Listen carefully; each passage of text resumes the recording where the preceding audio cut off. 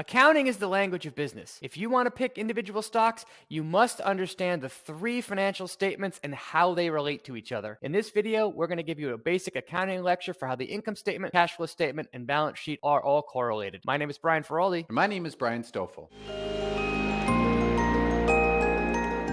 Thanks to Quarter for sponsoring today's video. Brian, let's start with a quick overview of what the three financial statements are. What is an income statement? The main point of an income statement is to show whether or not a company has a profit or a loss. And that covers a certain period of time, whether it be 1 quarter of a year or a full year. Importantly, an income statement also uses accrual accounting, which accounts for things like non-cash charges, and it allows you to realize revenue over a period of time instead of all at once. A cash flow statement is similar to the income statement in which it shows a business's profit and loss, but instead of doing so on an accrual basis, it actually shows you how cash moves in and out of a business during that period of time. And finally, we have a balance sheet. A balance sheet is a snapshot of a company's net worth. In other words, on a particular day, it balances the amount of assets that a company has against its liabilities and its equity. All right, Brian, let's start by showing how the income statement and the cash flow statement are connected to each other. Your end result from the income statement, the net income a company has, it goes to the very top of the cash flow statement. All right, let's start at the top of the income statement. The first thing to look at is revenue. And revenue can be received as either cash or it can be received as accounts receivable. And that directly affects the company's working capital, which is accounted for on the cash flow statement. Next, let's look at the cost of goods sold. The cost of goods sold represents the amount of money you have to spend to create the service or the product that you're offering your customers. Now, when you do that, that can have an obvious effect on changes in working capital.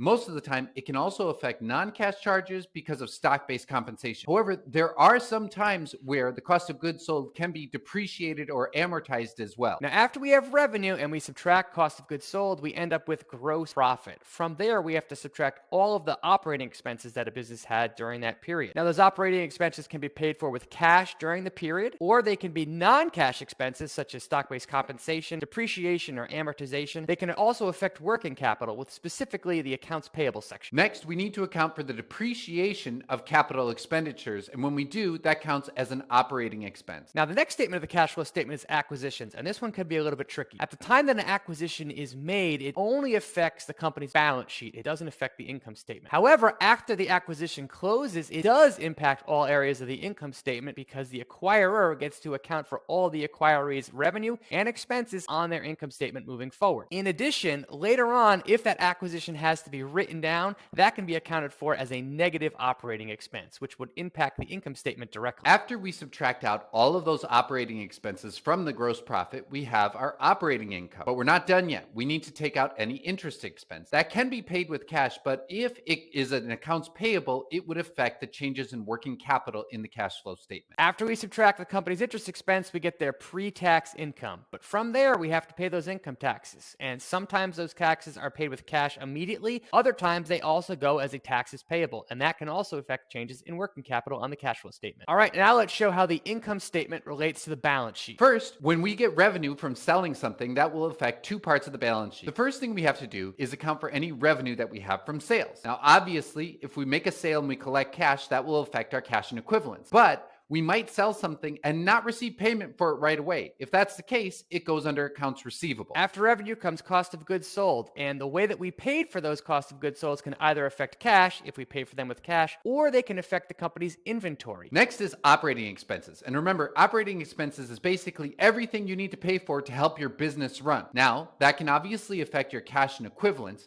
You might prepay some of those expenses. You might receive some of those things and not have it paid them yet, in which case they'll end up in your payables, or you might have to contribute to pension liabilities for the people that are carrying out all of these activities. Two other expenses that need to be accounted for in some cases are depreciation and amortization, and depending on the nature of those expenses, they can also take a hit to fixed assets or your intangible assets, which are recorded on the balance sheet. Next, we need to account for any interest payments that you need to make. Obviously, if you make those right away, that will affect your cash and equivalents. Eventually, that will also affect your levels of debt, both short and long term. Or if it's a payment that you need to make but you haven't yet, it will affect your accounts payable. Next come your income tax expenses. If they were paid for with cash, you have to subtract cash from the balance sheet. If they were made as a payable, you have to increase that as a liability. And finally, after all of this, we arrive at the net income. Whatever's left can make its way over to retained earnings on the balance sheet. Next, let's talk about how the balance sheet and the cash flow statement are related to each other, which is a really important connection. But before we do that, we wanted to give a shout out to this video sponsor, Quarter. With Quarter, investors get frictionless access to conference calls, investor presentations, transcripts, and earnings reports from around the world straight to your pocket for no cost. Quarter's mission is to change the way that people look at investor relations and to create a completely new bridge between companies and their stakeholders. The first step in this journey is to let users interact with the company's content while they're listening to the call. I personally use Quarter to listen to investor calls because it's so much more convenient and easy to use than having to go to the company's website directly. If you're interested in giving Quarter a try, visit the App Store of your choice and do a search for Quarter. That's Quarter. Thanks, Quarter, for sponsoring today's video. All right, Brian, when we're talking about the cash flow statement and the balance sheet, the first and most important thing to know is what you arrive at the end of the cash flow statement is the amount of cash you have at the end of the period. Obviously, that number will go straight to the top of the balance sheet where cash and equivalents are accounted. Next, we need to account for some non-cash charges that were recorded on the income statement but need to be fixed on the cash flow statement. That would include depreciation and amortization, which directly impact your fixed assets and your intangible assets. After that, we need to account for changes in working capital. Obviously, that will affect cash and equivalents, but it will also affect your accounts receivable and payable, as well as your inventory. Next are those pesky capital expenditures, which is again things like property, plant, and equipment. Depending on the nature of the way that we pay for those expenditures, that can have a profound impact on the balance sheet.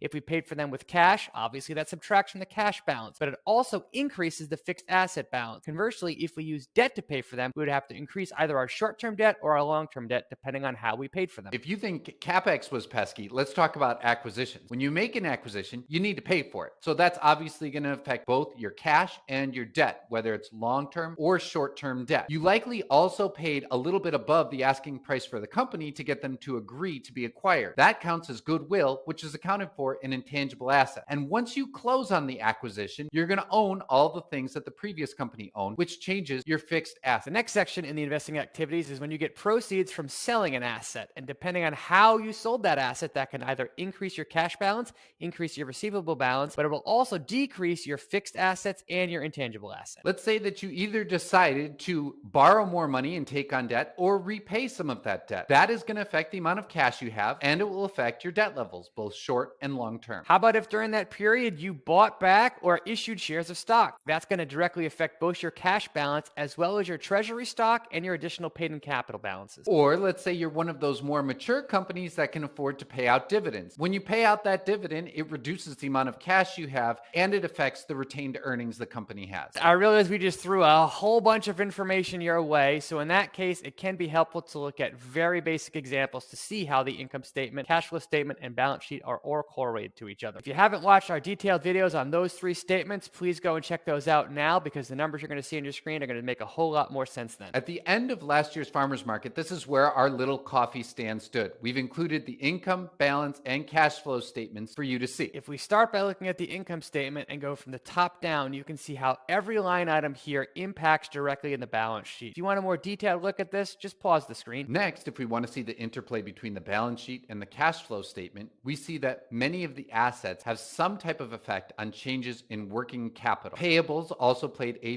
very small role in the changes in working capital as well. Finally, here's a look at how the investing activities and financing activities from the cash flow statement directly impacted the balance sheet. Getting to know all the details of the financial statements can be a bit of a bear, and that's where books can be helpful. If you're interested in diving deeper into this subject, we highly recommend the 3 books that you see on your screen. Brian, I think it's important to wrap up by saying that we can't teach the intricacies of all 3 of these statements and how they relate to each other perfectly. This is something that you need to practice, and as you do practice, it will become intuitive for you what the dynamics are between these 3 really important financial statements. The good news for investors is that all these interplays between the 3 financial statements is handled for us by the accounting team of the company that's presenting the information. Still, it's really important for investors to know how these numbers impact each other so that when you're reviewing the statements, you can make informed decisions. We hope this was helpful. Brian's out.